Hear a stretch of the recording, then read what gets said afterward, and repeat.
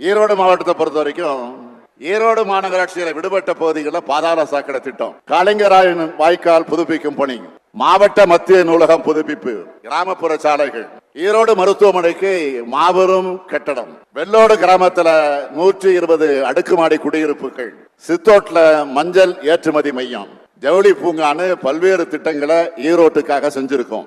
ஈரோட்டு மாவட்டத்துக்கான அறிவிப்புக்காக இப்ப வரேன்.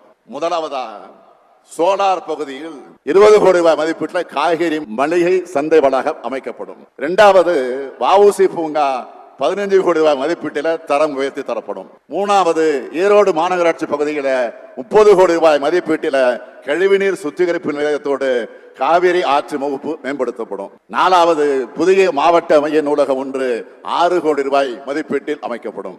அஞ்சாவது அந்தியூர் ஊராட்சி ஒன்றியம், பருகூர் ஊராட்சி, தாளவாடி ஊராட்சி ஒன்றியம், தலமலை, அரசனூர்